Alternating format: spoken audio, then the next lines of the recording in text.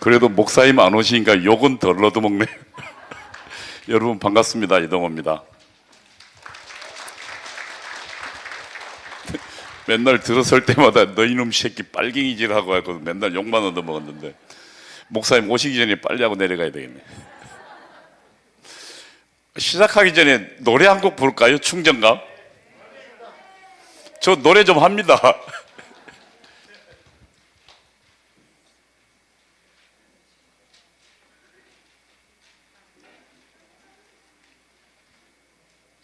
그러면 나오기 전에 제가 구호를 하나 외쳐 좀 따라해 주십시오. 국회 독재 반란 주범 이재명을 처단하자! 처단하자! 처단하자!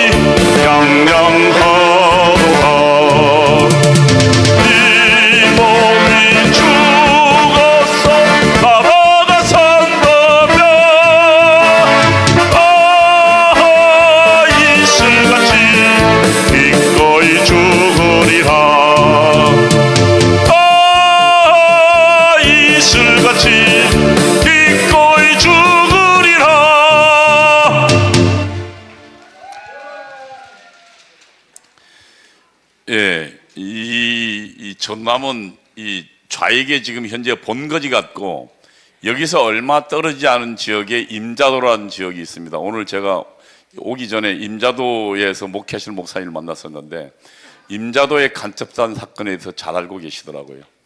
임자도는 통일혁명당, 다시 말하면 김종태, 신영복의 통일혁명당의 배후 근거지가 됐던 지역입니다. 아예 섬 전체가 그냥 통일혁명당의 배후 전진기지로서 이 남한혁명을 주도했던 지역인데 이 지역에서 이 자유 대한민국을 위해 싸우시는 여러분을 보니까 존경과 감사의 말씀을 드립니다. 여러분 같이 참여하신 분들을 위해서 함께 한번 박수 한번 주세요. 지금 대한민국 상황을 정리하면 반란 세력이 우리가 뽑은 대통령을 내란 수개라고 공격하고 있는 반란이 지금 진행되고 있는 상황입니다. 그 반란의 주범은 이석기의 배후 조정을 받고 있는 이재명과 그리고 1심의 간첩단의 배후 조정을 받고 있는 박선원과 그리고 이석기와 그리고 민노총에 침투한 간첩단 석권호의 조정을 받고 있는 민노총, 이 세 세력이 지금 현재 대한민국을 반란 세력으로 끌고 가고 있는 겁니다. 그래서 지금 대한민국은 저들 반란 세력과 대한민국을 지키고 대한민국을 발전시키려는 우리 광화문 애국 세력 간에 피할 수 없는 전쟁으로 치닫고 있습니다. 저는 이 전쟁은 우리가 반드시 승리할 거라고 믿습니다. 우리는 승리해 왔습니다. 2019년도 상황을 좀 보십시오. 그때 이해찬은 민주당 50년 정권을 이야기했습니다. 그리고 저들은 20년, 30년간 독재가 이루어져서 반드시 이 나라를 적화시키겠다고 이야기했습니다. 그때 여러분 생각해 보십시오. 국민의힘은 그때나 지금이나 똑같이 눈 땅 밑에 아예 그냥 혼연일체가 돼 있었습니다. 물 밑에 눈도 안 내놨어요. 싸울 생각도 없었습니다. 그때 정광훈 목사님이 나섰고, 그 정광훈 목사님 호소에 여기 계신 여러분들이 나서서 2019년도 10월 혁명을 우리는 만들어냈습니다. 한번 생각해 보십시오. 그때 우리가 저 이재명이 아니고 조국을 우리가 끌어내리지 못했더라면 저 이재명 정과사범, 저 눈 찢어지고 못생긴, 거기다가 성폭행범에다 온갖 잡스러운 놈이 24만 표 차이로 졌는데, 만일 조국이라는 서울대 멀쩡하게 생긴 놈, 겉만 멀쩡하지 속은 완전히 썩어 빠진 저 주사파 놈이 나왔더라면, 그리고 이재명은 이 중앙대 나왔지만 이 조국은 서울대 법대 나왔고 얼굴도 잘생겼고 멀쩡하게 목소리도 좋아요. 저보다는 좀 못해요. 근데 그놈이 만약 나왔더라면 제가 보기에는 100만 표 이상 졌습니다. 그러면 이미 우리는 지금 현재 적화의 길로 가고 있었을 것입니다. 그런데 그것을 막은 게 누굽니까? 정광훈 목사님과 바로 여기 계신 여러분들이 그 위대한 혁명을 해낸 것입니다. 그리고 그 후에 우리가 지난 수년간 이루어졌던 일들을 보십시오. 우리는 지금 전국 곳곳에 3,505군데, 6군데의 자유마을이라는 조직을 만들었습니다. 좌파만 있는 게 아닙니다. 전국 곳곳에 우리는 조직을 만들었고, 지금 현재 광화문에 나서고 있는 것은 우리 지난 5년간 여러분의 피와 땀과 눈물이 있는 조직들이 이제 공산당과 저처럼 투쟁을 벌이고 있는 것 아닙니까, 여러분? 그래서 저는 이 전쟁 승리할 겁니다. 왜냐하면 우리에게는 우리를 믿어주고 우리를 지원해 주시는 정광훈 목사님이 계시고 또 하나님이 계십니다. 저 주사파 일당은 절대로 우리 기독교인과 함께 가지 못할 세력입니다. 저들은 하나님 믿지도 않아요. 인간은 완전히 그냥 물질로 그냥 어쩌다 생겨난 새라고 생각하고, 여러분 공산당 가는 혁명이 일어나는 곳마다요 전부 피해 학살이 일어났습니다. 수억 명에서 수천 명까지요. 크메르 루즈 한번 보십시오. 캄보디아 한번 가보십시오. 인구의 3분의 1을 죽였습니다. 그것도 총알도 아깝다 해가지고요 아예 그냥 목을 봉투에, 비닐봉투에 매가지고 질식사 시켜 죽었습니다. 지금도 거기에 사찰에 한번 가보십시오.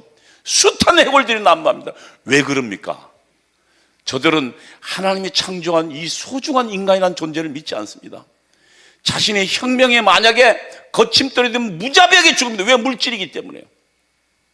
여러분, 그들의 정말로 무자비한 철권적 통치와 우리는 마주하고 있는 겁니다. 교회가 깨어나야 될 시점입니다. 지금 잠자고 있는 교회가 너무나 많습니다. 만약에 저들이 지금 정권을 잡으면, 제가 과거에 했던 얘기입니다. 정권을 잡으면 교회부터 철저하게 탄압합니다. 여러분, 임자도가 왜 지금 이 좌익들의 본거지 됐냐고 물어보니까요 6.25 당시에 1000여 명을 죽였답니다. 인구 10,000명의 섬에서요. 대규모 학살이 일어났던 거예요. 교회 46명인가를 몰아놓고 모조리 다 죽였답니다. 여러분, 가까운 장래에 그런 일들이 있었습니다. 교회부터 싹 씹쓸고 지나다녔습니다. 제가 아는 지금 유금조 목사랑 다니던 과거에 안동교회라는 데가 있습니다. 안동교회 그 여전도의 100년사를 유금조 목사가 출판하다가요 기막힌 사실을 발견했어요. 거기에 여전도 회장이 있었는데 당시 신앙인이고 여성 운동의 리더였습니다. 공산당이요 쫓겨가다가 그 여전도 회장을 삼천공원에다가 데려다가요 산채로 불태워 죽였습니다. 그 현장에 그 아들이 있었습니다. 당시 4살 된 아들이. 그리고 그 아들이 다른 사람 도움으로 미국에서 잘 자라다가 와서 그걸 증언해 줬습니다. 그와 같은 피해 학살의 현장이 기독교 앞에 임박해 있는데 지금 교회는 잠자고 있습니다. 저는 이 지금 국가의 위기는 교회가 잠에서 깨어나지 못한 하나님의 경고라고 생각하는데 여러분 어떻게 생각하십니까?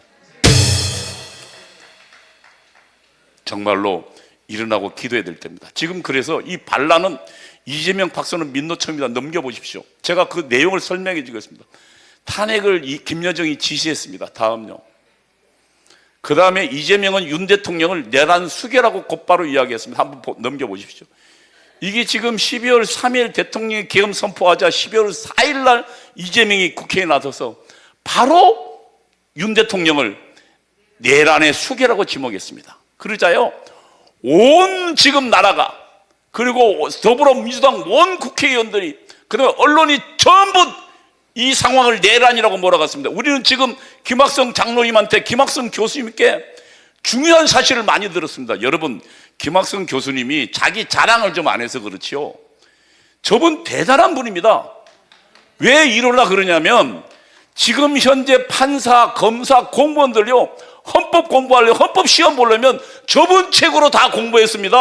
다시 말하면 우리나라의 판사, 검사 모든 사람들이 김학성 교수의 제자였던 겁니다. 그분이 지금 하나님 뜻으로 우리 정광훈 목사님 곁에 있습니다. 그리고 이 중요한 시기에 계엄 대통령 통치행위다라고 증거해 줬습니다. 여러분 그 내용 들으셨죠? 야, 대통령에게 헌법이 부여한 가장 헌정 질서를 지키라고 부여한 고유한 권한이다. 그리고 이거는 사법부가 왜 했냐 판단할 수 없다. 오로지 국회만이 한다. 이걸 누가 내란이라고 하냐. 그 다음에 내란, 야, 내란이란 폭동이 필요하다. 폭동도 없지 않냐. 그렇게 주장하자 처음에는 아무도 몰랐습니다. 그러자 조금 지나면서 이제 사태가 진정되고 김학성 장로님의 외침과 그리고 정광훈 목사님의 외침, 그리고 우리들이 지금 집회들이요 퍼져나가기 시작하면서 이제 지식인도 나오기 시작했습니다. 맨 처음에 아시다시피 저때 이재명이가요 내란이라고 진행하니까요 완전히 우파는 싸늘해졌습니다. 이거요 누가 했을까요? 저는 이재명 배후에 있는 민족민주혁명당 이석기와 그리고 그걸 지령한 그걸 지령한 북한이 있다고 생각하는데 여러분은 어떻게 생각하십니까? 넘겨보십시오. 왜 그러냐면 저게 2010년도 5월달 사진입니다. 저 앞에 어디서 많이 본 여자가 있죠. 앞에 있는 여자가 김미희라는 여자입니다. 통합진보당 사건 때 이게 지금 위헌정당으로 저거 해가지고 국회의원 잘린 여자입니다. 누구냐면 이석기의 직계 후배입니다. 저기가요 2010년도 4월달, 그러니까 4월달 이 선거 때 이 서울시장 후보로 나왔습니다. 당시는 통합진보당 전에 민주노동당 후보로 나왔습니다. 그리고 또 당시에 이 더불어민주당, 그러니까 지금 그때는 민주당이죠. 민주당 후보로 이재명이 성남시장으로 나왔습니다. 그런데요 김미희가 후보를 사퇴해버렸습니다. 그래서요 손쉽게 이재명이 됐습니다. 그러자 이재명은 이 성남시, 저게 뭐냐면 시민의 행복한 성남이라는 게 뭐냐면은 성남시 인수위원회입니다. 5월 10일 날 인수위원회 때 어떻게 했냐면 6월 달이죠. 인수위원회에 아예 김미희를 임명했습니다. 그리고 성남시를 완전히 경기동부연합, 그러니까 이석기가 완전히 장악하도록 만들었습니다. 그 중에 하나가요 한용진이라는 그 경기동부연합 의장 출신인데 이게 이 내용을 좀 설명하면 약간 복잡하게 하는데 아주 심플합니다. 이석기가 있는 민족민주혁명당은 지하에 숨어있는 당입니다. 그리고 이 당은 밖으로는 안 나타나요. 수사로만 나타나고, 그리고 이 밖으로 나타날 때 뭐냐면은 민주주의 민족통일전국연합이라는 조직이 있습니다. 이게 지금 투쟁체로, 이거는 이제 통일전선체라 그러는데 투쟁체로 나타납니다. 그리고 거기에 경기도 동부 지역의 조직이 경기동부연합입니다. 민주주의 민족통일 경기동부연합입니다. 여기에 의장했던 자기 이석기 직계 후배입니다. 용인 외국어대학 직계 후배가 뭘 만드냐면 성남시장이 딱 되니까 이 나눔 환경이라는 청소 회사를 만듭니다. 그리고요, 성남시 모든 청소를 여기에 줘버렸습니다. 여러분, 청소요, 그 이권 굉장히 많은 사업입니다. 그런데 석 달도 안 된 회사에 줘버렸습니다. 그리고 성남시의 모든 것에 아예 그냥 경기도가 이석기 똘마이들이 성남시를 꽉 쥐고 있었습니다. 왜 그랬을까요? 그러니까 이재명을 성남시장 만든 게 누구라고요? 이석기란 얘기입니다. 이석기가 배후에 있기 때문입니다. 여러분, 그러면 한번 생각해 보십시오. 저 이재명이 성남시장 할 때 뭐가 일어났습니까? 대장동 사업이 일어났습니다. 그때 지금 추론컨대 약 1조 원 정도라는 돈이 이재명 일당에게 사라졌다 그러는데요. 제가 알기에는 그러면은 저 이석기 경기동부연합은 지금 성남시를 완전히 장악했는데 이재명이 1조 원 정도 먹도록 가만히 있었을까요? 아니면 어떻게 했을까요? 제가 보기에는 저 1조 원에 5천억 원 이상이 이석기를 통해서 북한으로 흘러갔다고 생각하는데 여러분 어떻게 생각하십니까? 제 의견에 동의하지 않습니까, 여러분? 동의하면 한번 박수 한번 쳐주세요. 여기가 좀 약간 좀 다른데 분위기가 좀 다르긴 하구나. 다시 말하면 적어도 1조 원 중에 5천억 이상이 경기동부연합으로 흘러갔다고 판단합니다. 그러면요, 그 사이에 그럼 경기동부연합 어마어마한 돈을 가지고 뭘 했을까요? 민노총 장악에 들어갑니다. 조직 만들고. 지금 현재 민노총의 위원장은 또 이석기 후배 양경수입니다. 이렇게 해서 지금 대한민국을 완전히 틀어집니다. 하나는 이재명을 내세워서 어디로요? 더불어민주당을 틀어지고요. 그리고 어마어마한 돈을 가지고 이재명을 만들었죠. 그 다음에 하나는 민노총 틀어진 겁니다. 이게 지금 반란의 주요 세력입니다. 넘어가 보십시오. 여기가 지금 민족민주혁명당 사건입니다. 오른쪽에 있는 활짝 웃는 친구, 왼쪽에 시커먼 친구가 하용이라는 친구고 이석기 상부선입니다. 그 오른쪽이 이석기입니다. 근데 현재는 사실상 남한의 주사파의 수령은 이석기입니다. 저자가 지금 하용옥이랑 그 다음에 민족민주혁명당 간첩단 사건은 북한으로 두세 번, 네 번 쪽 올라갔답니다. 아예 김용환은 김일성하고도 만납니다. 그리고 지령을 수수하고 권총과 돈도 다 수수합니다. 이자가 지금 현재 이재명 배후에 있는 겁니다. 그리고요, 이재명을 성남시장으로 만들고 그 후에 어디로 뭐로 만들었습니까? 경기도지사로 만들고, 그리고 대통령 후보로 만드는데 더 기막힌 사건을 한번 뒤로 넘겨보시죠. 하나 더요. 여기에 충북 동지의 간첩단 사건이 벌어집니다. 충청북도에 있는 간첩 조직인데요, 이들이 북한에 보낸 통신문이 있습니다. 여기에 지금 파란 걸로 해놨는데 한번 보세요. 이 지사가 누굽니까? 이재명이죠. 민주진보 개혁 세력이란 뭡니까? 더불어민주당을 말하는 겁니다. 대선 후보로, 대통령 후보가 될 수 있도록 본사에서 광범위한 조직을 동원해달라고 요청합니다. 여기서 말하는 본사는 누굴까요? 북한입니다. 그리고 이재명은 뭐가 됩니까? 대통령 후보가 되었습니다. 그러니까 사실은 이재명 뒤에는 아주 가장 큰 간첩인 민족민주혁명당 이석기가 있고, 그 다음에 온갖 잡동사니 간첩들이 전부 모아서 이재명을 밀어붙이고 있는 겁니다. 개딸들, 제가 알기에는 민노총에 있는 사람들입니다. 여자들 아니에요. 민노총에 있는 애들. 민노총 지금 누가 장악하고 있다고요? 이석기가 장악하고 있어요. 걔들이 지금 현재 이재명 밀어 올려서 아예 그냥 깡들이 자기 편으로 다 만들어 놓은 겁니다. 그러면 여러분, 제가 한번 묻겠습니다. 이재명을 만든 게 이석기고, 그리고 이석기 배후에는 북한이 있으면 지금 현재 이재명의 모든 지령은 저는 북한과 이석기를 통해서 지금 이재명에게 하달되고 있다는데 여러분 생각은 어떠십니까? 제 의견에 동의하면 박수 한번 쳐주십시오, 여러분. 다음요.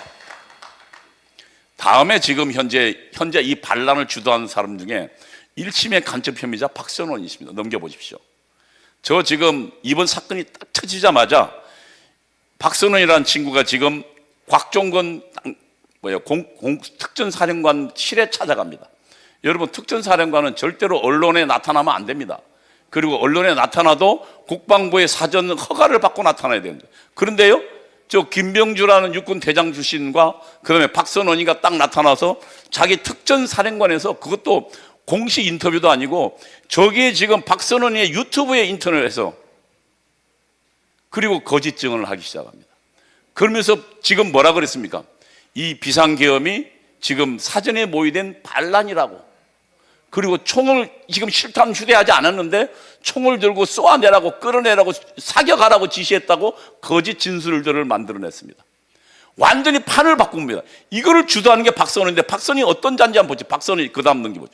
박선원이가 뭐라냐면 12월 12일, 13일이 굉장히 중요하다. 왜냐하면 14일이 뭐였습니까? 탄핵 심판이 두 번째 했던 날이잖아요. 보수가 반발하지 못하도록 아예 깡그리 집어넣으라고 지시합니다. 누구한테요? 경찰에 있는 국가수사본부한테, 그 다음에 국방부의 조사본부한테, 그리고 지금 공수처장 오동훈한테 지시합니다. 그리고 어떻게 됐습니까? 그대로 진행되고 있습니다. 지금 현재 사실상 국회 안에서 이 반란을 총지휘하고 있는, 실무지휘하고 있는 게 박선원입니다. 그럼 이자가 누군지를 좀 알아야 됩니다. 넘어보시죠. 예, 다음요. 저 사람들이 1심의 간첩단들입니다. 민주노동당 안에 있던 1심의 간첩들이에요. 노무현 정권 때 이들을 파악하고 국가정보원이 수사에 들어갔습니다. 그런데요, 기가 막힌 건 이 1심의 간첩단을 통해서 북한으로 정보가 넘어가는데 청와대 가장 핵심적인 정보요, 우리나라 국가안보의 가장 핵심적인 정보가 약 80만 건. 이게 A4 용지로 계산하니까요, 큰 대형 트럭의 두 트럭 정도의 분량입니다. 이 분량이 넘어갔다는 사실을 발견했습니다. 그리고 추적하니까 그 넘긴 작자가 바로 당시에 노무현 대통령 때 이 청와대 안보전략비서관이던 박선원이라는 사실을 발견했습니다. 그래서 이 박선원 수사를 요청했습니다. 왜냐하면 대통령 참모는 대통령 재가를 얻어야 됩니다. 그런데 국정원은 박선원을 결국 수사하지 못했습니다. 왜냐하면 국정원장이 먼저 잘렸기 때문입니다. 그리고 지금 박선원이가 그 뒤에 어디로 갔습니까? 여러분, 문재인 정권 때 국가정보원으로 직접 들어갔습니다. 국가정보원에 기조실장을 했습니다. 그리고 국정원 1차장을 했습니다. 여러분, 기조실장이 무슨 자리인지 아십니까? 국정원 전체의 예산과 인사, 승진과 그 다음에 직위 해제를 시킬 수 있는 막강하고도 막강한 자리입니다. 통상적으로요, 대통령의 가장 핵심 참모가 들어간 자리입니다. 측근 중에 측근인데, 왜냐하면 국정원을 확 지지하니까요. 돈하고 인사 갖고 있으면 국정원 다잖아요. 국정원의 전체를 다 들여다볼 수 있는 자리가 기조실장입니다. 이 기조실장에 1심의 간첩과 연관이 의심됐던 박선원이가 들어갔습니다. 그리고요, 또 한번 보십시오. 그럼 박선원이 그동안 어떤 일을 했는지 봐야 됩니다. 한번 보십시오. 천안함 사건 터질 때, 이 천안함 사건은 오늘 지금 몸 아파서 못 왔는데 황중선 장군이 당시에 합참 작전 본부장이었습니다. 합참 의장의 바로 밑에 최고의 엘리트가 가는 게 작전 본부장인데, 그 작전 본부장으로 천안함 사건의 수사를 지휘했습니다. 전 세계의 전문가들을 모아놓고, 그래서 가장 스모킹 건, 그러니까 천안함 폭침시킨 어뢰의 그 껍데기를 발견했습니다. 1번이라고 쓰여진. 그래서 전 세계에서 러시아까지 다 왔습니다. 이거는 북한이 한 소위에도 다 인정했습니다. 그런데요, 저 박선이 뭐라고 합니까? 천안함이 신체 결함으로 폭발했다는 겁니다. 저거 누가 이야기한 거? 북한이 한 얘기입니다. 북한을 대변한 놈입니다. 그 다음요, 그러니까 북한 소행 아니라는 거예요. 그래서 북한이 아예 박선의 얘기를 그대로 자기 신문에 실었어요. 이게 간첩이 아닌 겁니까? 그 다음요, 방코델타 아시아는 2007년도입니다. 이게 지금 그 박선원이가 안보전략 비서관 있을 때 홍콩에 있는 방코델타 아시아은행에 김정은의 비자금이 있었습니다. 그 비자금을 미국 재무부가 딱 습격해서 잡았습니다. 북한이 난리가 났습니다. 그거 풀어달라고. 그런데요, 그 풀어주는 미국 재무부와 실무 협상을 박선원이 했습니다. 그리고요, 2,500만 불을 북한이 찾아가기 곤란하니까 우리나라 한국은행하고 수출입은행을 협박해서 그것을 돌려주려고 했습니다. 물론 재무부 반대로 못 갔지만 결국은 북한에 다 돌아갔습니다. 북한 김정일 통치자금 북한에 돌려주려고 기막히게 애쓰던 놈이 박선원. 이 녀석은 그래서 하는 짓마다 북한의 앞잡입니다. 1심에 간첩 넘기고요. 1심에 간첩단에게 대한민국 주요 기밀 넘기고요. 북한 김정은 통치자금 북한에 돌려주고요. 그 다음요. 여기 보세요. 사드 정말 필요합니까? 이 사드는 북한의 핵이나 미사일부터 우리 대한민국을 보호하는 겁니다. 우리 돈도 아니고 미국이 갖고 들어간 건데 그거를 지금 필요 없다고. 그리고 저 친구들은 뭐라 그랬습니까? 뭐 사드에 무슨 이 전기파가 있어서 상주 참외 먹으면 안 되고 거기 있는 사람들이 전부 통닭처럼 말라 죽는다 그랬는데요. 작년에 제가 보기에는 상주 참외가요 세계 최고의 참외가 됐어요. 전부 거짓말이었어요. 수사했는데 전자파 아무것도 없었어요. 근데 저 거짓말로 미국과 우리 대한민국을, 그리고 우리 대한민국 안보를 위협한 겁니다. 이게 근데 저 박선희라는 놈 한번 더 보십시오. 저게요 85년도 이미 연세대 운동권 출신인데 미 문화원을 점거 농성하던 사건의 배우입니다. 넘겨보죠. 저게 지금 미 문화원 점거하고 잡혀가는 거거든요. 예, 다음요. 예, 다음. 그 다음에 민노총을 좀 보겠습니다. 민노총에 저게 12월 7일 날 여의도에, 근데 이게 사진들이 보면 위에서만 찍지 가까이 안 찍어. 왜냐하면 쟤들 듬성듬성 1m씩 떨어져 있거든요. 그러나 굉장히 많은 약 10만 명의 민노총이 동원됐습니다. 민노총이 어떻게 동원했냐면 12월 5일로 전부 동맹파업, 총파업을 지시했습니다. 여러분 근로자들이 총파업하면 어떻게 됩니까? 직장에 안 가도 됩니다. 그래서 여기에 동원한 겁니다. 이게 지금 대한민국의 반란의 주력들이 민노총입니다. 그리고 한남동에 나타나서 우리 대통령 지가 직접 뭡니까 그 체포하겠다고 나서서 경찰관 폭행해서 경찰관 아예 머리가 찢어져 만든 게 민노총입니다. 그럼 그 민노총이 어떠한 일이 벌어지는 걸 좀 봐야 합니다. 넘겨보십시오. 2023년도, 2022년도입니다.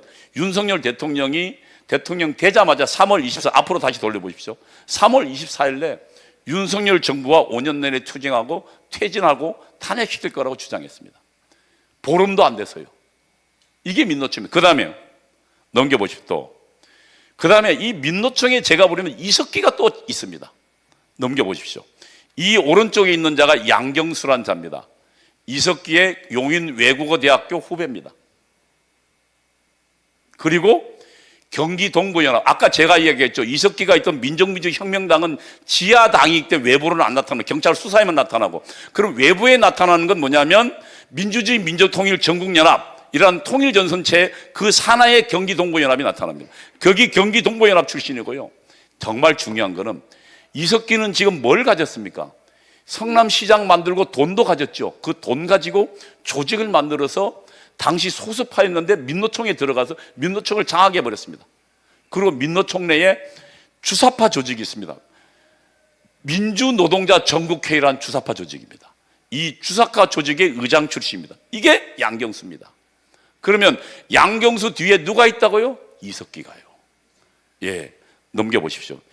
예, 민주노동 전국회의인데 이 내용은 쭉 넘겨봐요. 뭐 여러 가지 있지만 출범 선언문을 보면 이건 완전히 주사파 조직이거든요. 네, 계속 넘기고요. 예, 여기에 앞으로요. 이 민주노동자 전국회의 출범 선언을 보면 민족해방, 민주주의 혁명 이룩하자입니다. 이게 지금 뭡니까? 북한이 지령한 겁니다. 예, 다음 넘겨보십시오. 지금 예, 민노총에는 또 간첩이 또 있습니다. 예, 저기에 석군호라는 친구입니다. 석군호는 민노총의 조직쟁의국장입니다. 민노총 하부 조직을 전부 장악한 걸 말합니다. 민노총 내에 누가 있습니까? 금속노조도 있고요. 그 다음에 언론을 관장하는 언론노조가 있습니다. KBS, MBC 노조들 다 여기 민노총에 지금 석권호 휘하에 있습니다. 이 석권호가요 10여 년간 누구를 만났냐면 북한 간첩 이광재를 만났어요. 그래서 북한으로부터 지시를 받았는데 여러 지시들이 많지만 그 중에 하나만 제가 소개해 볼게요. 다음 넘겨보십시오. 2022년 11월 15일자입니다. 여기에 보면 북한이 이렇게 얘기합니다. 특대형 투쟁을 조직하고 그 구호로 국민이 죽어간다. 이 이태원 사건이 터졌을 때입니다. 국민이 죽어간다. 그리고 퇴진이 추모다. 이게 나라냐라는 구호로 하라고 이야기합니다. 근데 그 옆에 보십시오. 그 옆에 국민이 죽어간다, 퇴진이 추모다 검은 글자 나오죠? 검은 글자 보셨습니까? 예, 이게 지금 시위 현장 사진입니다. 현장에 나타난 겁니다. 그리고 그 옆에 뭐가 나옵니까? 국민이 죽어간다. 북한이 석권호에게 지령한 내용이 어디로요? 바로 다음 날 시위 현장에 나타난 겁니다. 그러면 지금 현재 반란 상황에 세 가지 주범을 다시 말씀드리겠습니다. 아까 이야기했죠? 맨 먼저 주범은 누구라고요? 이재명. 이재명 뒤에는 누가 있습니까? 이석기가 있습니다. 그리고 지금 현재 국회에서 반란을 지휘하고 있는 박선원 뒤에는 누가 있습니까? 1심의 간첩단이 있습니다. 그리고 현재 반란군의 주력 부대 인원 동원을 대긴 우리는 지금 사실상 광화문 애국운동 세력하고 민노총하고의 지금 현재 물리적 싸움을 하고 있는 겁니다. 그런데 이 민노총의 주력엔 누가 있다고요? 위원장은 이석기 후배인 양경수고, 그 다음에 거기에 조직 쟁의국장 핵심은 뭐냐면 북한에 아예 직접 박아놓은 간첩이. 여러분, 지금 현재 대한민국에 일어나는 이 상황은 단순히 여당과 야당과의 싸움이 아닙니다. 지난 80년부터 진행된, 적어도 수십 년간, 40년, 50년간 진행된 대한민국의 뒤집기 전략입니다. 주사파들의 대한민국 전복전입니다.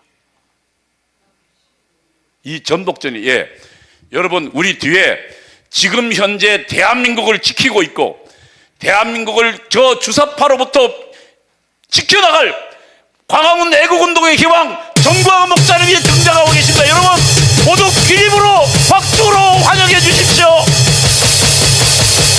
전광훈! 전광훈! 전광훈! 대한민국을 위기에서 구출할 유일한 희망이 되고 있습니다, 여러분.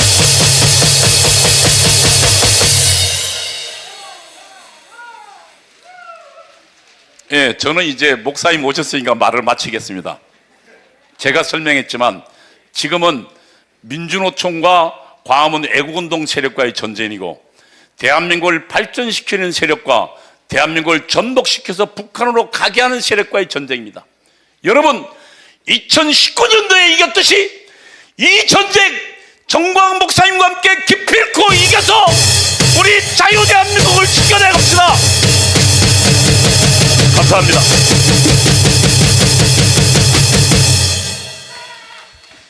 감사합니다. 시대를 이어가시는 분, 미래를 미리 아시고 준비하시는 분, 나라가 망했다 해도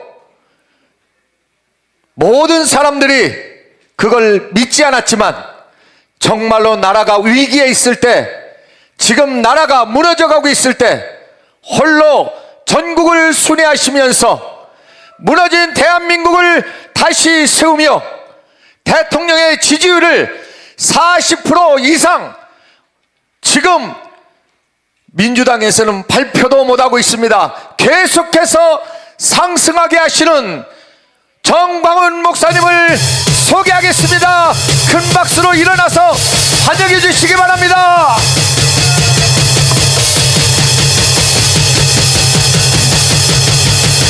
자, 여기가 목포 맞아요? 여러분은 다 빨갱이지? 빨갱이야? 존경하는 5,300만 국민 여러분, 그리고 850만 해외 동포 여러분, 우리는 반드시 대한민국을 지켜서 광화문에서 1,000만 명을 모아서 우리가 결국 북한이 공작하는, 특별히 지금 총지휘자 이재명이가 지휘하는 대로 연방제 통일, 그리고 또 대기업 해체, 절대로 우리는 용납할 수 없기 때문에 아유, 그래요? 이야, 꽃다발 처음이요, 처음. 나 이거 계속 걸고 연설할 거야. 계속 걸고. 감사합니다. 그래서 괜찮아요? 아, 좋아. 나 처음이요, 처음. 전국에 내가 수백 군데 다녔지만 내 처음인데 그래서 지금 현재 대한민국의 상태는 지금 총지휘자 이재명과 그 다음에 윤석열과의 대결입니다. 대결. 그러면 이 사람들의 주장이 어떻게 되어 있는가? 자, 이걸 제가 조중동 신문에 수도 없이 수백 번을 냈는데, 근데 한겨레, 여기는 다 한겨레 보잖아. 한겨레한테는요 광고를 줘도 안 받아줘요. 한겨레는 이 광고를 안 받아준다는 거야. 한겨레는 돈이 원체 많은지 몰라도. 그러면 여기 보세요. 제일 위에 타이틀을 한번 읽어봐요. 시작. 이제는 현재 상태는 일반적인 애국운동, 지금 내가 마지막으로 돌고 있는데 이따 오후에는 순천에 가서 하고 내일은 공주와 청주에서 하는데, 이렇게 일반적으로 연설회 하고 또 강연회 하고 이미 시간이 지났어요. 이래가지고는 절대 안 됩니다. 이제는 방법이 딱 하나밖에 없어요. 뭐냐? 국민 저항권이 있어요. 국민 저항권. 이 국민 저항권은 헌법 위의 권위를 가지고 있는 겁니다. 이것이 집행된 적이 몇 번 있었는데, 첫 번째 언제 있었냐? 4.19 때 집행이 됐어요. 4.19 혁명이 일어나니까 모든 정부, 행정, 기구 전체가 싹 다 바뀌고 정치 체제도 내각제로 바뀌었어요. 그런데 이게 또 장면 정부가 내각제를 했는데 이게 개판이야. 나라가 북한으로 넘어가게 생겼어. 제2의 6.25가 일어나게 생긴 것을 알고 박정희 소장이 원래 박정희는요 빨갱이 출신이야. 여순 반란 사건에 거기에 주모자로 참여했다가 체포돼서 사형 선고를 받았는데, 백선엽 장군이 만주 군관학교의 선배예요. 박정희는요 만주 군관학교의 그 2년제란 말이야. 거기서 일본 놈들도 다 제끼고 정교의 수석으로 졸업을 했어.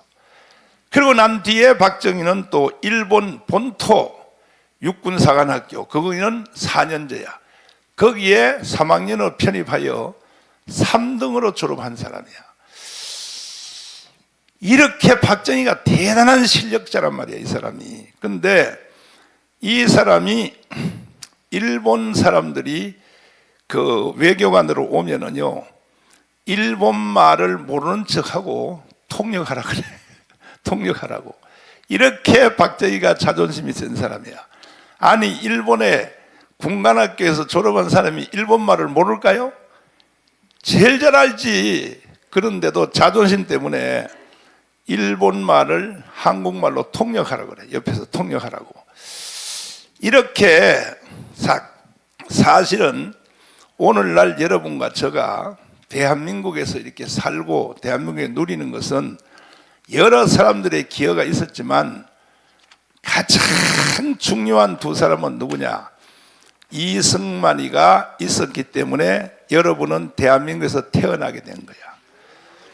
만약에 이승만과 박헌영, 남로당의 총수 박헌영과 싸워서 만약에 이승만이가 졌으면 여러분과 저는 다 북한에서 태어난 거야. 그러니까 이 간결한 역사라고 할 것도 없어. 가장 기본적인 대한민국의 구조를 반드시 알아야 되는 거야, 여러분.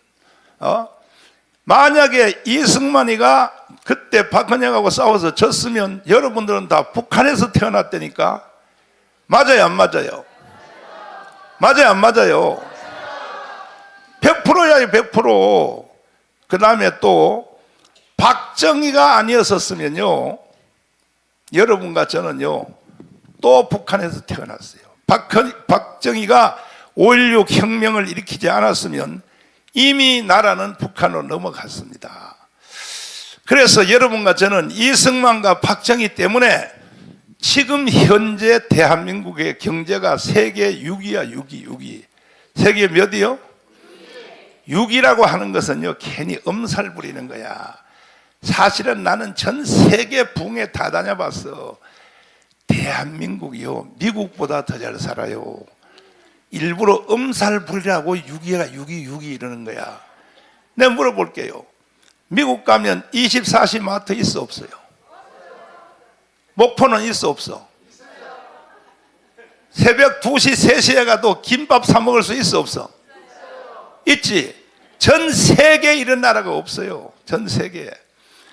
이번에 파리에서 프랑스에서 올림픽 한 거 아시죠? 한국 선수단이 거기를 갔단 말이야. 기대감을 가지고 이야 파리에서 하니까 우리가 선수로 선발돼서 가니까 막 가슴이 벌렁벌렁하면서 갔는데 갔더니 개떡인 거야. 개떡. 완전히 뭐 세느강인가 뭐 그걸 보니까 완전히요 흙탕물이 흙탕물. 한강 봐요. 한강 어떻게 생겼는가. 그래서 대실망을 하고 돌아온 거야. 그러니까 지금 사실은 세계에서 한국이 제일 잘 사는 거야. 아니 여기는 반응이 별로 없네 이거. 그런데 이렇게 구조를 만든 사람이 여러 사람들이 기업인도 뭐 정주영 그 다음에 또 뭐 이병철 뭐 많은 사람이 있었지만은 대표되는 사람은 이승만과 박정희 때문에 이제 와 하고 난리야. 이승만 박정희 아니면 여러분들은요 지금 북한에 살고 싶어요? 그런데 이 이재명이 이 개자식은요 이재명이 이 개자식이 지금 그거 구호 다시 배워요. 봐. 내가 이렇게 광고를 수없이 냈어요. 뭐 1년에 내가 조중동에 광고비를 40억 했어요. 40억. 얼마요? 얼마라고? 그래서 대한민국이 유지가 되는 거야.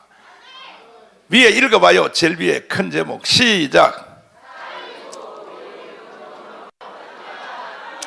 그 다음에 중간 구호 시작.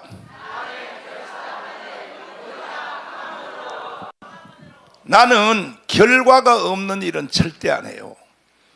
나는 결과 없는 일은 안 해. 내 인생을 살면서 나는 결과를 꼭 만들어내요. 내가 초등학교부터 신학대학 다닐 때까지 공부 못한 거 빼고 공부 못한 거 그거 완전히 꼴등했거든.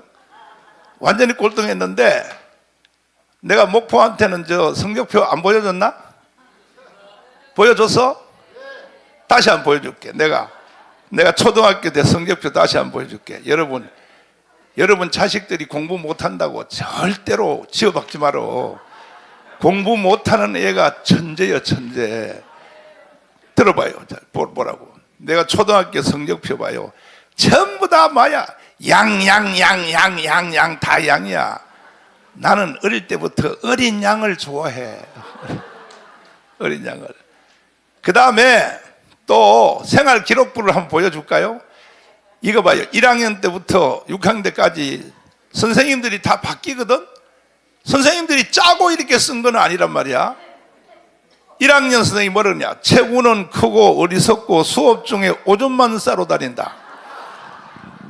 이게 사실 오줌 싸러 다니는 게 아니고 우리 아버지가 돼지 키운다고 꼭 학교 갔다 올 때마다 개구리를 20마리를 잡아서 가져오라 그래. 왜? 돼지 밥 줘야 되니까. 그런데 애들은 수업 마치자마자 바로 집에를 가는데 나는요 개구리를 잡아야 되니까 아예 수업 중에 잡아 놓으려고 수업만 시작하면 선생님한테 선생님 나 오줌 마려워요. 그래서 그럼 갔다 오라 그래. 나는 나가는 시간은 있어도 들어오는 시간은 없어. 왜?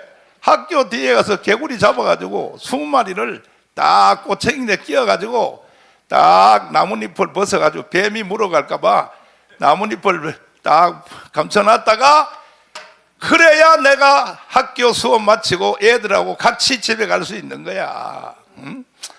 그 다음에 2학년 때 봐요. 기질이 온순하고 나는 기질은 원래 온순해요. 홍동명이처럼 못돼 먹는 놈 아니야 나는. 기질이 온순하냐. 근데 언어가 명확하지 못하다. 이야, 이건 눈물 나는 얘기야. 나는요 초등학교 다닐 때까지도 말이 반벙어리였어. 반벙어리였어. 예를 들어서 뭔 말인데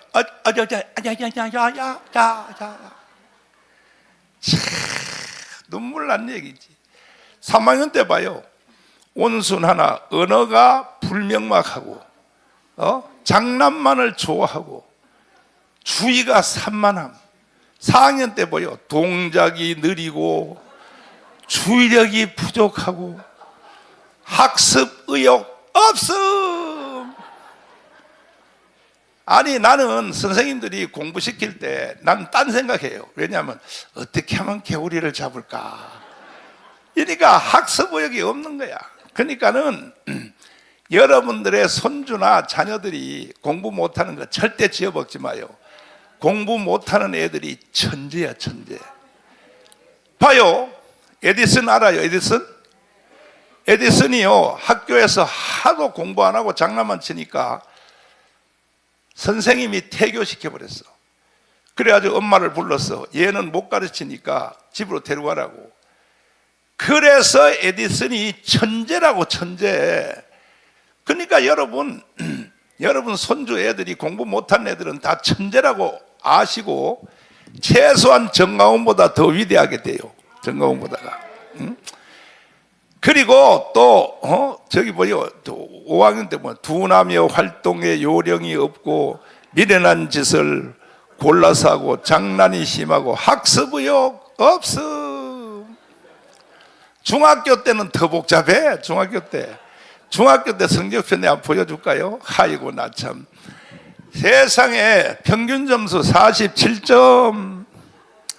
이거는요, 이건 소경 보고 이게 동그라미 치라 그래도 50점은 나올 거야. 그래서 어떻게 틀리는 것만 내가 찍어, 틀린 것만. 그 다음에 평균 점수 34점. 석차는요 우리 반에서 62명 중에 61등. 근데 내가 한 놈 이긴다고 보통 고생한 게 아니야. 한 놈은 완전 병신이야. 나는 반병신이고. 그래 선생님들이 날만 때려. 걔는요 학교를 오후에 수업 끝날 때가 돼서 와도 선생님들이 잘 왔다 그래요. 왔어. 걔 이름이 정문호인데 정문호. 아이 왔다 해. 선생님들이 날만 때리는 거야. 이 개새끼들이 말이야.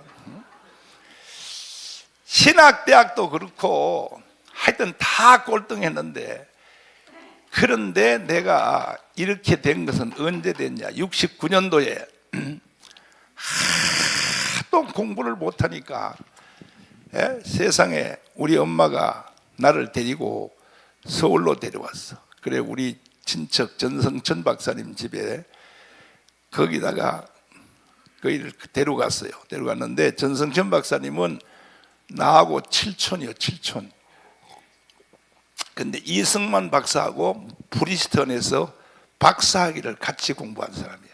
그러니까 데려갔더니 왜 왔냐고 물어요. 그랬더니 우리 큰아들인데 하도 공부를 못해서 데려왔다니까 전성천 박사님이 프리스턴 박사야. 막 뭐라 그래요. 재수 씨는 왜 혼자 교회 안 다니고 교회를 안 다니까 이런 새끼가 나오지. 막 뭐라 그러는 거야. 야 나도 가서 내가 키워줄게. 그래서 내가 전성천 박사님 집에서 3년 동안 고등학교를 다니는데 딱 두 가지를 가르쳐요. 첫째, 영어를 가르쳐요. 프리스턴 대학의 박사가 7촌 조카가 무슨 조카냐고, 친척도 아니지.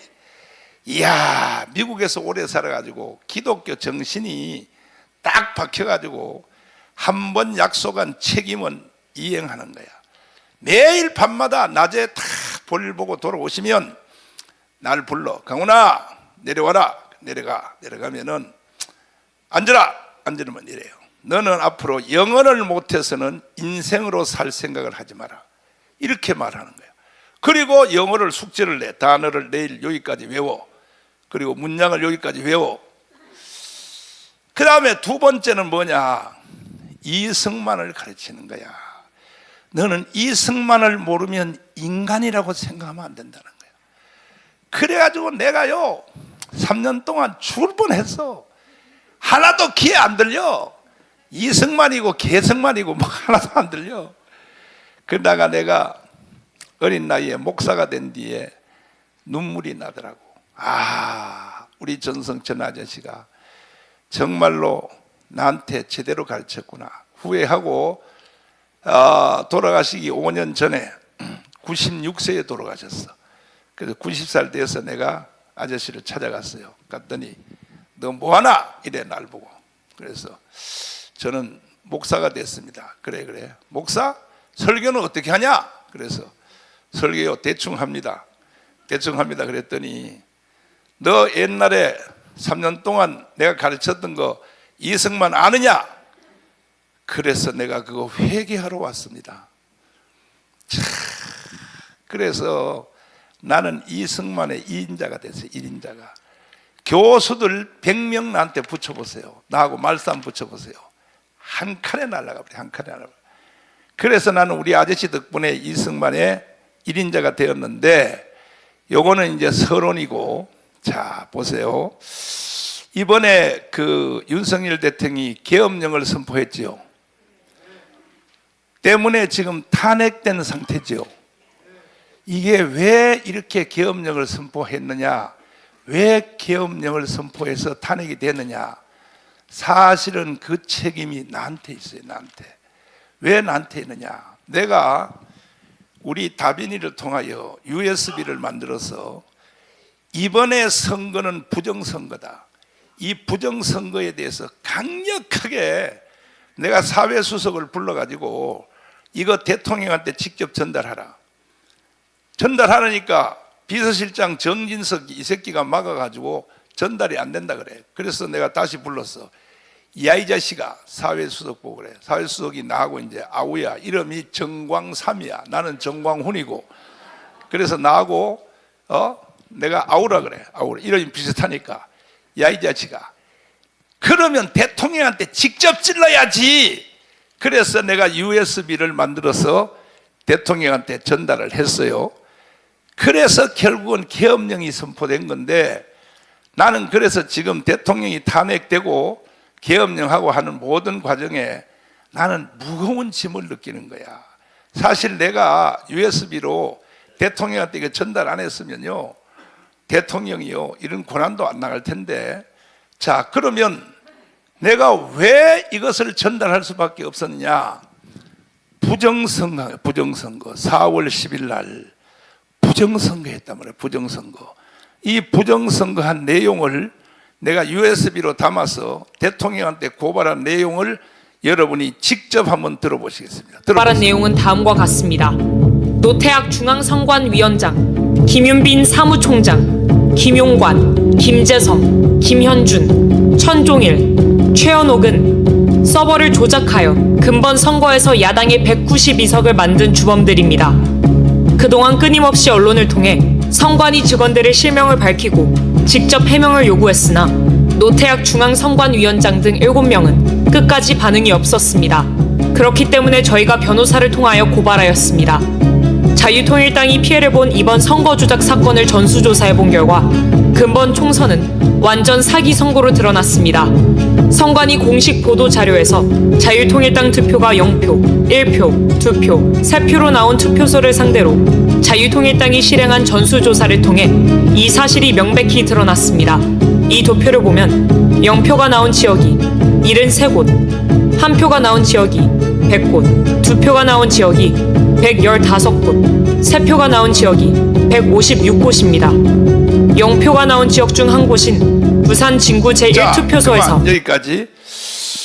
지금 빵표가 나온 지역이 여기에 신안하고 목포에서도 빵표가 나왔어. 그러면 내가 물어볼게, 여러분에게. 이게 왜 부정선거인지. 여러분, 이번에 우리가 선거할 때는 지역구 후보는 자기들 마음대로 찍고, 그러나 비례대표 후보는 무조건 8번 찍어라, 자유통일당 찍어라. 여러분, 자유통일당 찍은 사람 손 들어봐요. 그런데 어떻게 목표에서 빵표가 나오냐고. 목표에서 이거 부정선거 맞아요, 안 맞아요? 다시 한번 손 들어봐, 손 들어봐. 봐요. 자, 이렇게 많이 찍었는데 빵표가 나왔단 말이야. 목포하고 신안에서 빵표. 이거는 완전히 사기입니다, 사기. 이걸 내가 대통령한테 일러 바친 거야. 어떻게 빵표, 한 표, 두 표, 세 표 나온 적이 460곳이야, 460곳. 그 다음에 또 다시 한번 계속 들어보시면. 투표소에서 자유통일당에게 투표했다는 투표 확인증을 36명이나 제출하였습니다. 자유통일당을 찍은 유권자를 다른 지역에서도 조사한 결과 전국 14,000여 개 투표소의 선거 결과가 완전히 조작된 것으로 드러났습니다. 그들은 선거 전부터 조작을 시도하였습니다. 자유통일당은 국회의원 1명을 보유한 원내 정당이기 때문에 8번이라는 순번을 지정받았습니다. 하지만 이 사진에서 보시는 것처럼 자유통일당 투표지 분류함만 보이지 않았습니다. 그만 스탑시켜 보세요. 자, 이 보세요. 이거는 빼박이야, 빼박. 우리는 원래 국회의원 1명을 스카웃했어. 그래서 우리가 선거 남발을 8번을 받았어. 8번. 알죠? 여러분 다 8번 찍었지? 그래서 보세요. 8번을 받았는데 여기 보세요. 7번은 있어요. 투표함에 7번. 그 다음에 여기 8번 있어, 없어요?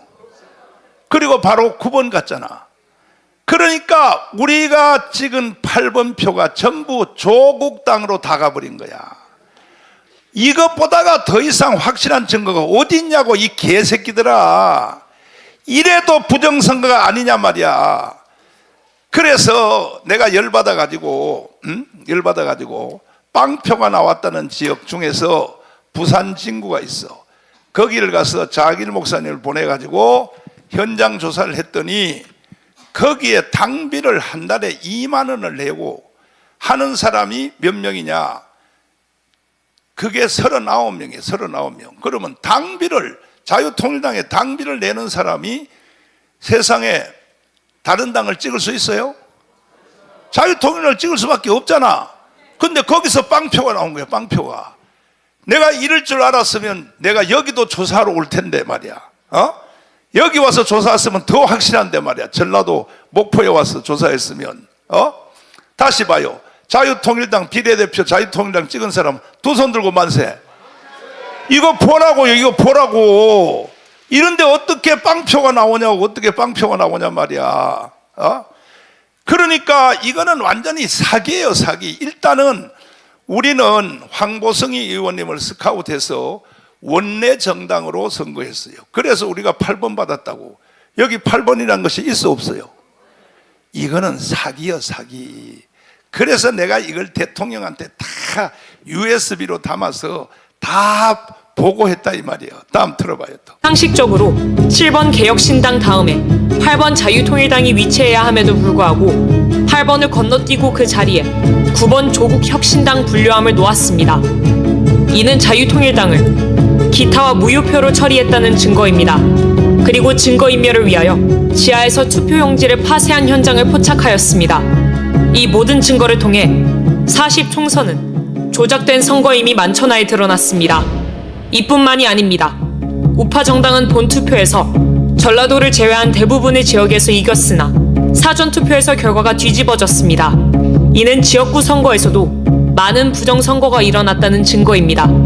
사전투표 용지들이 관할 선거구로 이송되는 과정에서 조작이 일어나 당선 결과가 뒤바뀐 것입니다. 하남 선거 투표 결과가 대표적 사례입니다. 해당 선거 결과 조금 전에 앞에 거 땡겨서 비춰보세요. 이게 추미애가 출마한 하남 지역이거든. 그 바로 서울 바로 위에 하남 지역인데 보세요. 여기에는 이용 후보가 이 국민의힘 정당으로 출마했어요. 근데 빨간색이 이게 전부 국민의힘 정당이야. 여기는 또 우리가 누구까지 출마시켰냐 하면 우리도 지역구에 출마를 몇 군데 시켰는데 불깡다구 주옥순이라고 알아요?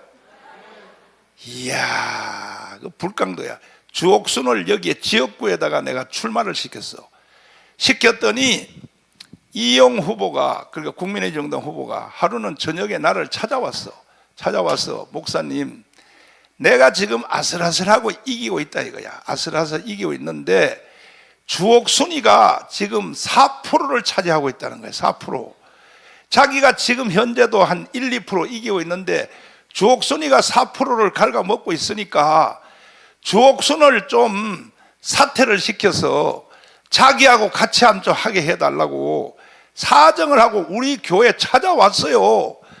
그래서 내가 주옥순을 불러서 야, 사퇴해 이렇게 말하면 또 선거법 위반이 되니까 야야야, 너 아무래도 내가 보니까 너는 당선될 가능성은 없어, 주옥순한테.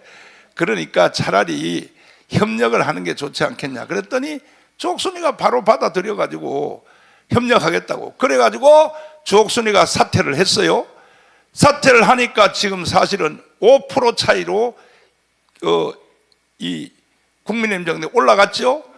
거기다가 또 주옥순이가 연설원으로 이용 후보의 연설원으로 다니면서 계속 연설을 했어요. 그래서 보십시오, 어떤 결과가 나왔는가. 전부 다 빨간색이야. 이게 국민의힘 정당이 다 이겼단 말이야. 다 이겼는데 파란색 하나 있죠, 가밀동. 요 가밀동 하나만 추미애가 이겼는데 가밀동 표를 개표를 해보니까 전부 다 90%가 완전히 몰표로. 그런데 이것도 사기야. 왜 사기냐? 왜 사기냐 하면은 다른 데 전체를 다 이기는데 이렇게 사전투표에서 조작을 한 거야. 사전투표에서. 앞으로 대한민국이 선거하려면 사전투표 없애버려야 돼. 전국에서 사전투표를 하면 예를 들어서 서울에 사는 사람도 목포에 있는 후보에 대해서 사전투표 알죠? 사전투표가 저 본선거보다 며칠 전에 해요? 주로? 일주일 전에? 며칠 전에 해? 5일 전에 하죠. 그러면 사전투표가 끝나면 그 투표가 전부 다 각 선거구로 나눠서 우체국에서 전부 다 보내면 이게 본투표하는 날까지 3일 동안을 대기시킨다고. 3일 동안 대기시키는 동안에 전부 다 표를 다 바꿔버리는 거야. 3일 동안을. 그러니까 이거는 사기라니까, 사기. 왜 3일 동안 창고에다 넣어놓고 하는 사이에 이게 표를 전부 다 바꾸치게 하느냐? 그 다음 내용 들어보면 나와요. 다 들어보세요. 해당 선거 결과를 보면 가밀동 한 개 지역을 제외한 모든 지역에서 이용 후보가 이겼음에도 불구하고 추미애가 당선됐습니다. 이것은 사전투표 조작으로 볼 수밖에 없습니다. 특히 충청도와 수도권에서 이런 사전투표 조작 사례들이 많았습니다. 훼손된 사전투표 봉인 스티커 또한 명백한 부정선거 증거입니다. 21세기 대한민국에서 어떻게 이런 일이 일어날 수 있나요? 2016년 오스트리아에서는 대선 개표 과정에서 사전에 뜯긴 우편 투표 봉인지가 겨우 5개 발견되었다는 이유로 3개월 후 전체 재선거를 실시하였습니다. 대통령님, 다음 동영상을 꼭 시청하여 주시고 3개월 안에 총선 재선거를 선포하여 주시기를 부탁드립니다. 다음 동영상은 인천 남동구 개표소에서 실제 일어난 일입니다. 여기 보시면 이게 지금 빠질랑 말랑 하거든요. 이게 요거를 빼가지고 그냥 밑에만 바꾸면 끝나는 거예요. 밑에만 바꾸면. 자, 지금도 지금 약간 빠져있죠? 빠져있죠? 투표를 종료하고 양쪽에 빗장을 하고 봉인을 합니다. 봉인지에는 투표관리관, 투표 참관인 여러 명이 사인한 봉인지를 붙입니다. 원래는 빈 봉인지를 먼저 붙이고 난 후 사인을 합니다. 그런데 봉인지가 검은 것도 이상합니다. 사인을 사진을 찍어 놓아 개표할 때 그새 함이 열린 날을 사진과 대조하려는데 검은색이면 사인 글씨가 잘 보이겠습니까? 어떻게 이런 발상을 하는지 얼마나 유치합니까? 도대체 이런 수작이 믿어지지 않죠? 그러나 실제 일어나는 일입니다. 선관위의 꼼수입니다. 그리고 며칠 후 당일 투표 날까지 안전한 장소에 보관합니다. 부정선거범이 뚜껑을 열고 가짜 투표지를 넣으려면 봉인지가 훼손이 되어야 하나 다음에 나오는 동영상을 보면 봉인지가 훼손 안 되고 귀신같이 가짜표를 넣을 수 있습니다. 화면에 보시다시피 봉인지를 훼손 안 하고 양쪽 옆에서 빗장을 빼고 뚜껑만 들어 올릴 수 있습니다.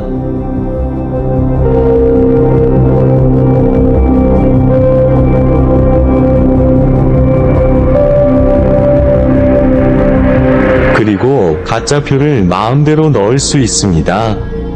뚜껑 닫고 원래대로 빗장을 걸면 감쪽 같습니다.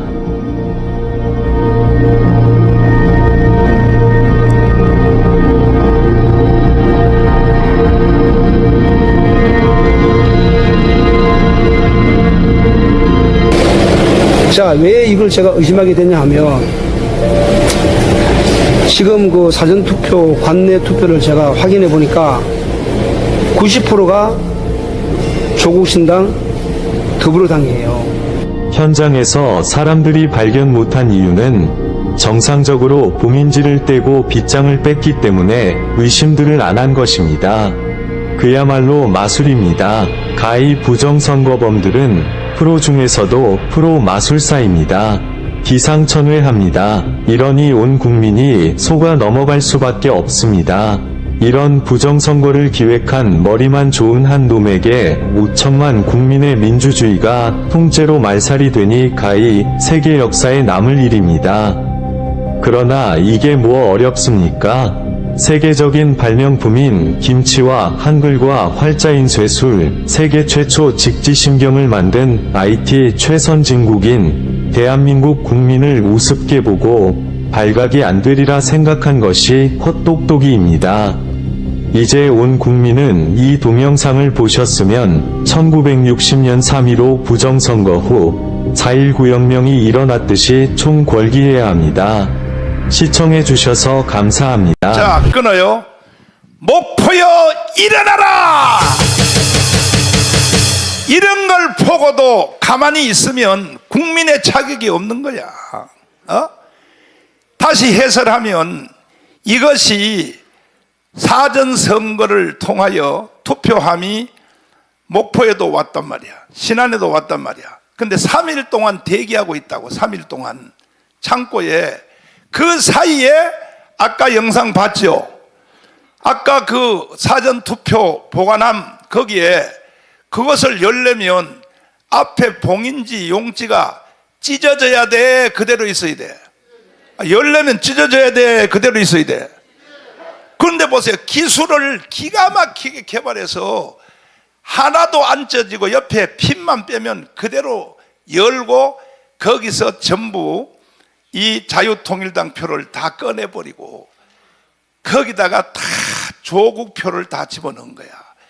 조국표 이번에 뭐 열 몇 석 된 거 다 무효야, 무효. 목포가 증명하고 있어. 아니, 목포가 자유통일당 비례대표 찍었다며. 여러분 찍은 거 맞아요? 근데 어떻게 빵표가 나오냐고. 어떻게 빵표가 나오냐 말이야. 미쳤어. 맞아, 미쳤어. 일제하면 내가 목포를 제일 먼저 올 걸 내가 잘못했네. 내가 정말 말이야. 이래서 이것을 내가 대통령한테 USB로 만들어서 대통령한테 고발을 했어요. 그 다음 들어보세요. 우리는 이 불의에 대응하기 위해 부산, 대구, 대전, 광주, 전주, 강원 지역을 순회하면서 부정선거 규탄 대회를 진행하였습니다. 그리고 마침내 6월 6일 광화문에서 부정선거 세력과 맞짱 뜨려 합니다. 이 집회는 4.19, 5.16 혁명을 이어가는 세 번째 혁명이 될 것입니다. 이미 광화문에는 목숨을 던질 준비가 된 1000명의 순국 결사대가 조직되었습니다. 저는 50년간 목회를 한 목사의 양심으로 이러한 시대적 사기를 진행한 이재명, 조국, 문재인을 결코 용서할 수 없습니다. 문재인이 저를 처리하기 위하여 3번 감옥에 가두었고 현재까지도 좌파 단체를 통해 고소 고발하며 저를 제거하려 합니다. 하지만 저는 절대로 굴복할 수 없습니다. 반드시 광화문이 대한민국을 바로 세울 것입니다. 정광훈 목사 드림. 자, 이것을